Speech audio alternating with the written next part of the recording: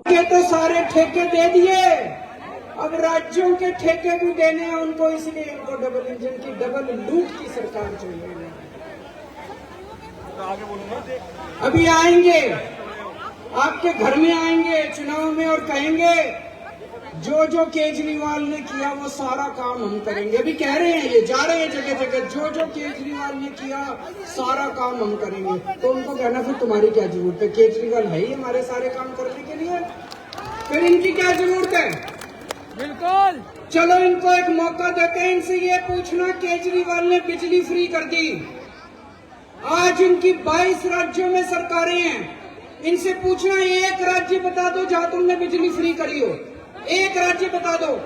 गुजरात में, राजस्थान में, मध्य प्रदेश में, छत्तीसगढ़ में, उत्तर प्रदेश में, उत्तराखंड में कहीं इन्होंने बिजली फ्री करी हो। इनकी 22 राज्यों में सरकार है। हमने दिल्ली के अंदर गरीबों के लिए शिक्षा शानदार कर दी, सरकारी स्कूल अच्छे कर दिए। ये आए आपके पास और कहें हम केजरीवाल के सारे काम करेंगे। इनसे पूछना कौन से राज्य के अंदर तुमने स्कूल ठीक करे। गुजरात में 30 साल से इनकी सरकार है, एक स्कूल दिखा दो। मैं गुजरात गया था प्रचार करने के लिए पिछली बार 2 साल पहले, एक स्कूल नहीं मिला जो इन्होंने ठीक करा। गरीबों की शिक्षा का सत्यानाश कर दिया इन लोगों ने। 22 राज्यों में इनकी सरकार है, एक काम बता दें, एक काम जो इन्होंने अच्छा काम करा हो 22 राज्यों के अंदर। मैं आज मोदी जी को कहना चाहता हूं, प्रधानमंत्री जी, अगली साल 17 सितंबर को आप 75 साल के हो जाओगे, अगली साल 17 सितंबर को आप रिटायर हो जाओगे। 1 साल और बचा आपका प्रधानमंत्री का। मैं चैलेंज करता हूं प्रधानमंत्री जी, इस 1 साल के अंदर आप अपने इन 22 राज्यों के अंदर कोई काम करके दिखा दो जो दिल्ली के अंदर काम हुए। बिजली मुफ्त करके दिखा दो, स्कूल ठीक करके दिखा दो, अस्पताल ठीक करके दिखा दो।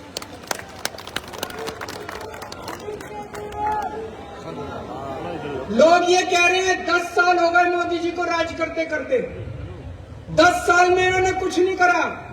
जब ये रिटायर होंगे तो लोग सोचेंगे क्या करके गया, कुछ नहीं करके गया। आखिरी 1 साल में करके जाओगे तो लोग कहेंगे चलो 10 साल में कुछ नहीं किया, 11वें साल में तो कुछ करके गए। आज मैं मोदी जी को कहता हूं, चलो कुछ नहीं, एक ही काम कर दो। फरवरी में दिल्ली के चुनाव हैं, फरवरी के पहले इन 22 के 22 राज्यों में बिजली मुफ्त कर दो। दिल्ली के चुनाव में मोदी जी का प्रचार करूंगा मैं। इन 22 राज्यों के अंदर आप बिजली मुफ्त करके दिखा दो, जैसे दिल्ली में हमने दिल्ली के लोगों की बिजली मुफ्त करी है। आपका प्रचार केजरीवाल करेगा दिल्ली के अंदर। आज दिल्ली में कानून व्यवस्था, दोस्तों मैं आपसे ईमानदारी से पूछना चाह रहा हूं, चारों तरफ ऐसा माहौल हो रहा है, रोज गोलियां चल रही है दिल्ली में, बड़े बड़े गैंगस्टरों ने अपने ठिकाने बना लिए दिल्ली के अंदर। अखबारों में तो 2-4 खबरें छपती हैं, गांव देहात दिल्ली का है जो उधर निकल जाओ इतना क्राइम हो गया, इतना अपराध हो गया। मैं लेके आया हूं आज खूब सारे।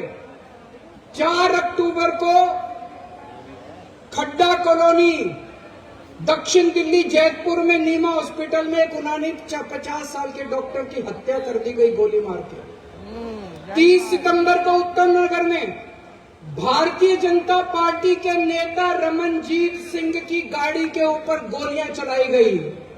29 सितंबर को नांगलोई में दिल्ली पुलिस के एक कांस्टेबल ने एक शराब माफिया की गाड़ी रोकने की कोशिश की और उस शराब माफिया के ऊपर गाड़ी चढ़ा के उसकी हत्या कर दी गई। 28 सितंबर को गुलाबी बाग में 4 किलो सोना 3.5 करोड़ का लूट के भाग गए। 28 सितंबर को नारायण विहार में 20 राउंड गोलियां चलाई, एक गाड़ी शोरूम था गाड़ियों का, उसके ऊपर 20 राउंड गोलियां चलाई। 28 सितंबर को महिपालपुर में एक होटल के अंदर फायरिंग हुई। 28 सितंबर को नांगलोई में 2 लोगों ने 3 या 4 राउंड एक दुकान के, ये कई सारे, ये कोई अंत नहीं है, मैं खूब सारे लेके आया हूं। ये जो अपराध दिल्ली के अंदर हो रहा है, सारी सीमाएं तोड़ दी। जैसे 90 के दशक में हम सुना करते थे बंबई में अंडरवर्ल्ड का राज था, वही हाल आज दिल्ली का हो रहा है। लोगों का घर से निकलना मुश्किल हो रहा है। और ये तो वो है जो अखबारों में छप रही हैं, ये तो वो है जिसमें एफआईआर हो गई।